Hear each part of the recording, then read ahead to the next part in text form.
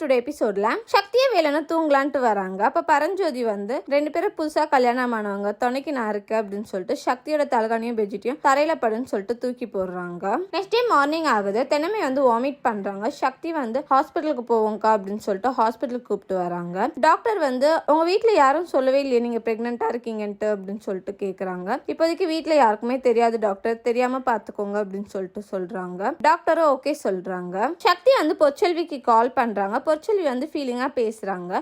பானிபூரி சாப்பிடலாம், அங்கதான்க்கா இருக்கேன் அப்படின்னு சொல்லிட்டு சொல்றாங்க. நானும் தென்னமை அக்காவும் அங்கதான் இருக்கோம், நம்ம 3 பேரும் சேர்ந்து பானிபூரி சாப்பிடுவோம் அப்படின்னு சொல்லிட்டு சொல்றாங்க. நாலு கிட்னாப்பர் வந்து பொற்செல்வி கிட்ட வந்து பிரச்சனை பண்றாங்க. அந்த பிளேஸ்க்கு வேலனோட மாமாவும் வராங்க.